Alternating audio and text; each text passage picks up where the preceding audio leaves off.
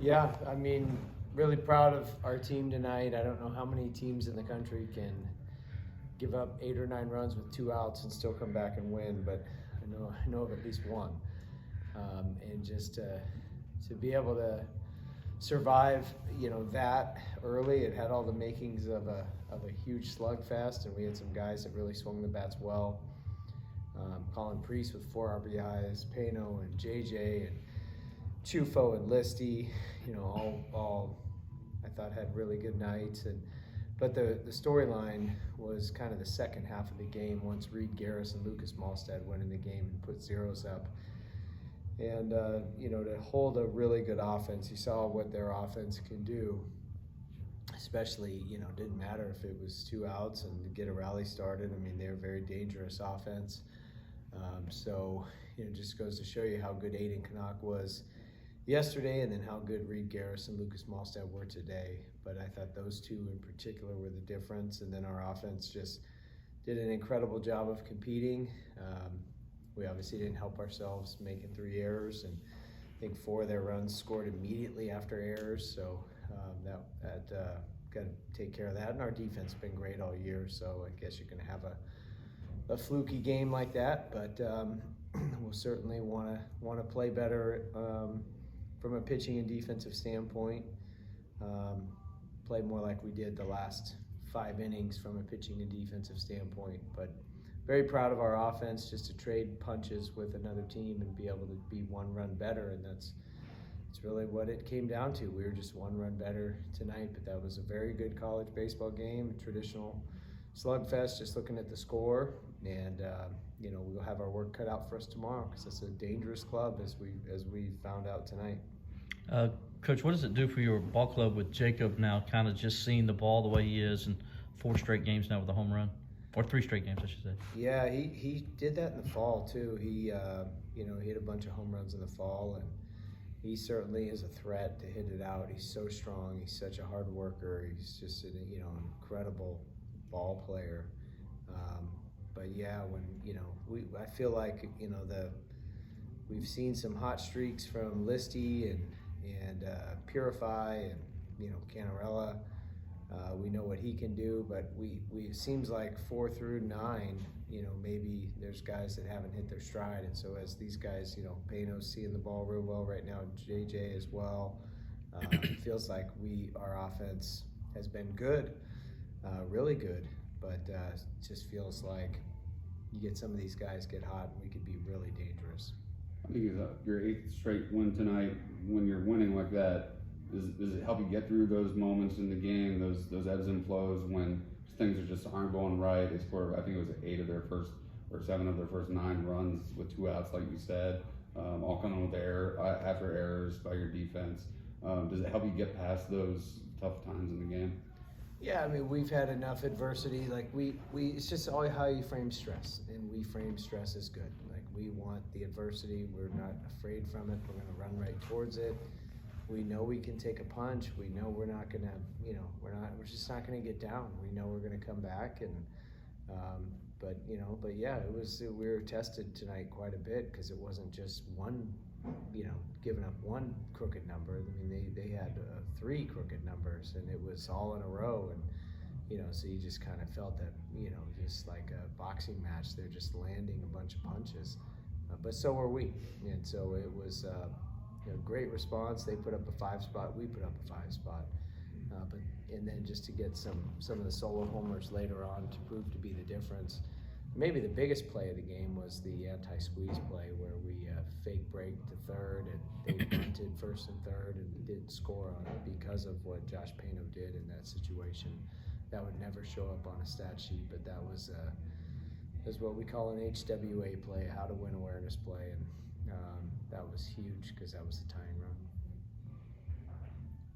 There's a stat I saw the other day. It says that when you guys have led in 1 inning at any game, at the end of that inning with the lead, you guys have won every single game.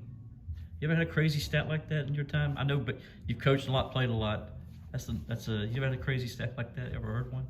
No, I've never heard that, but yeah, hope we have a lot of good crazy stats like that when it's all said and done. But it just comes down to how we play, and whatever the stats are at the end of the year and the rankings and all that stuff is what it is. But how we play is most important, and we did not play championship level pitching and defense the first 4 innings, but we played championship level pitching and defense the last 5, and the steady offense, the factor, all the combined factors is why we won tonight.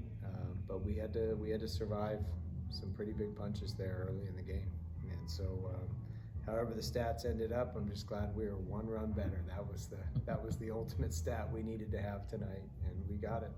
Seems like a year ago now, but second inning you're down 5-3. Pano hits a leadoff double, and Chupo bunt single because he corners with no outs. What went into that decision and the confidence in Andrew to lay down a good bunt there?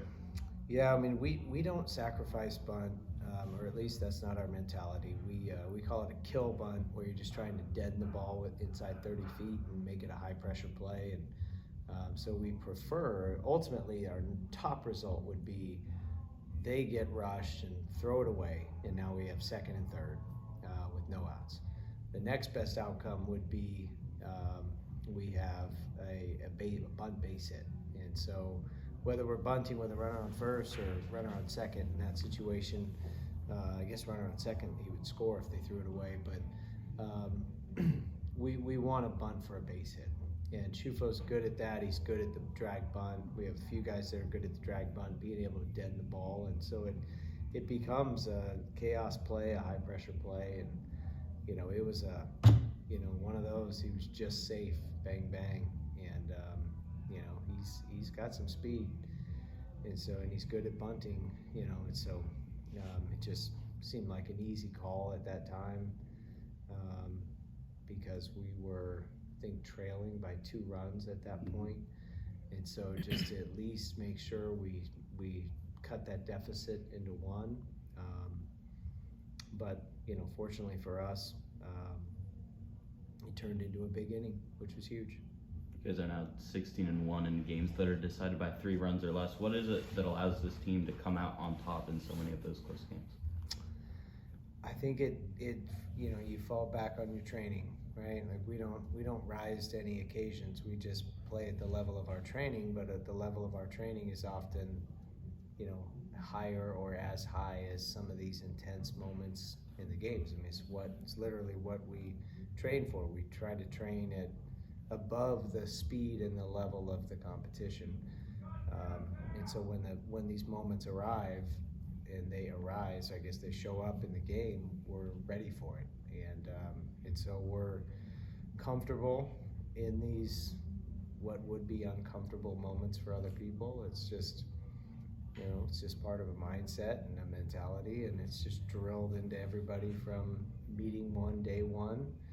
And then we have to get outside of our comfort zone with our physical training as well, to go with the mental training to prepare us for these moments.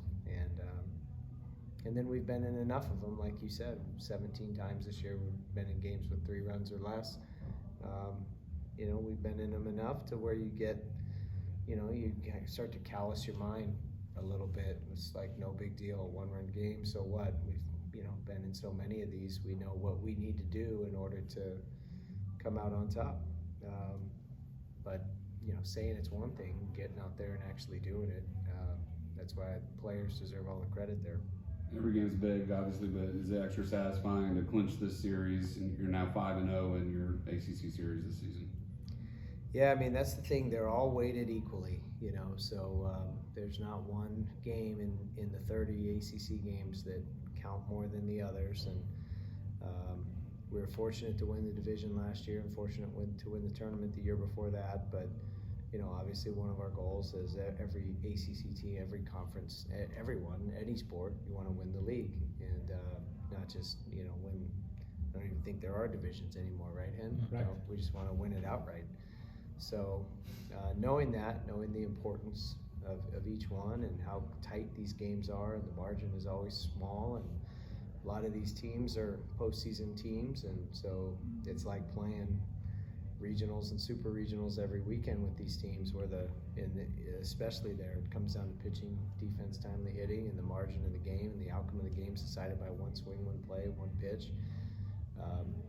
and that was, you could trace today's game back to, how close it was from going either direction. But we'll take every one of them we can get, and we knew it was going to be an expensive win just by using Reed Garris in the 4th inning and Malstad in the 7th, and burning those guys today. But we felt like it was worth it with the chance to win the game and take the series. It's safe to assume Bailey's going to make his first home start tomorrow. BJ? Yeah. Oh yeah, he'll be out there. Yep, he's been great. He's thrived in the roles that we've put him in, and he's got the perfect mindset. And